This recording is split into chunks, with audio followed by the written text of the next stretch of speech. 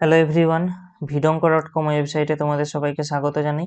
আমি সৌরভ দে, তোমাদের math tutor. এখানে তোমাদের সঙ্গে যে প্রশ্নটি নিয়ে আলোচনা করব, দেখো, f of x equal to x plus two by modulus x plus two, এটা দেওয়া আছে।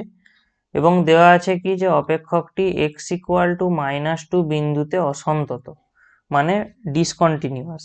তো সেটা আমাদেরকে প্রমাণ করতে হবে। সেটার জন্য প্রথমে আমাদেরকে এই modulus of x plus two অপেক্ষকটা কেমন দেখতে হবে সেটা দেখা দরকার। Modulus of x plus two equal to হবে মাইনাস এক্স প্লাস টু, যখন এক্স প্লাস টুর মান শূন্যের থেকে ছোট। আর এটার মানেই হবে এক্স প্লাস টু যখন এক্স প্লাস টুটা শূন্যের থেকে বড়, মানে greater than equal to zero. অর্থাৎ আমরা অ্যাকচুয়ালি এটাকে আরেকটু মডিফাই করে বলতে পারি যে modulus of x plus two এটা সমান হলো minus of x plus two যখন এক্স এর মানটা মাইনাস টুর থেকে ছোট, এবং এর মান হবে এক্স প্লাস টু যখন এক্স এর মানটা greater than equal to two. তো আমরা মডিউলাস অফ এক্স প্লাস টুটা ডিফাইন করে দিলাম। এবারে আমাদেরকে দেখাতে বলছে x equal to minus two বিন্দুতে অসন্তত। তো সেটার জন্য আমাদেরকে কি নির্ণয় করতে হবে? Limit x tends to minus two minus f of x প্রথমে আমাদেরকে নির্ণয় করতে হবে। Limit x tends to minus f of x, সেটা কি হবে? দেখো, limit x tends to minus, actually একটু এখানে যদি এটা আমাদের x equal to minus two বিন্দু হয়, তো এক্স ইকুয়াল টু মাইনাস বলতে আমরা মাইনাস টু বিন্দুর বাম দিক থেকে x equal to minus two বিন্দুর দিকে অ্যাপ্রোচ করছি। আর আমরা অলরেডি যখন এক্স এর থেকে ভ্যালুটা ছোট তখন তার মান আমরা কত নিয়েছিলাম? Minus of x plus two. তাহলে আমাদের এখানে যে অপেক্ষকটা আমরা পাবো সেটা কি পাবো? X plus two by minus of x plus two. সেই কারণে এই অংশটা কাটাকাটি হয়ে যাবে। তাহলে আমরা অ্যাকচুয়ালি কত পাবো এখানে? Limit x tends to minus x minus one. আর আমরা কি করব, এরপরে এই এক্স এর জায়গায় মাইনাস টু ভ্যালুটা পুট করে দেব। তাহলে আমরা পেয়ে যাবো minus two minus one equal to minus three.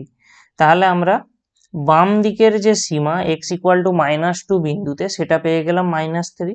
এরপরে আমরা কি করব? মাইনাস টু বিন্দুর ডান দিকের সীমা নির্ণয় করব, অর্থাৎ limit x tends to minus two plus f of x. এবারে সেটা সমান কত না, limit x tends to minus two plus, এখানে কি আসছিল আমাদের? এক্স প্লাস, এবারে আমাদের কি ছিল?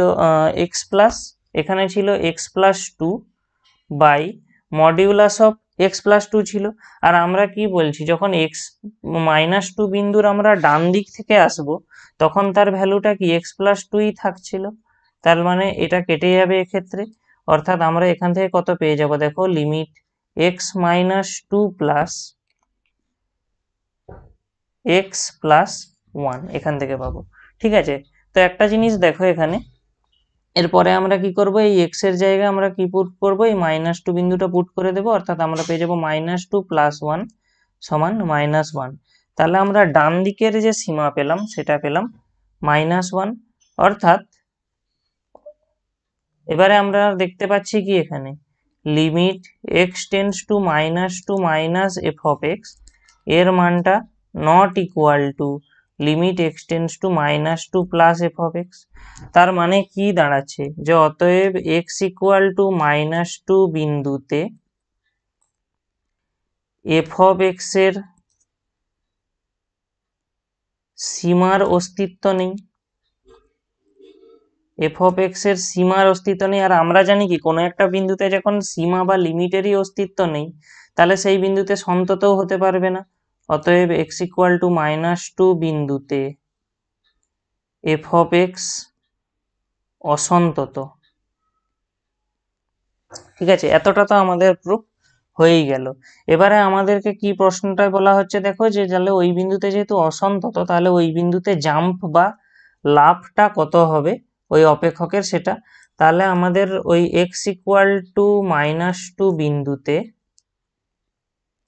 লাফ যেটা হবে, লাফ বা যাকে আমাদের জাম্প বলি, সেটা সমান আমরা কি পাবো? Actually limit x tends to minus two plus f of x minus limit x tends to -2 minus f of x.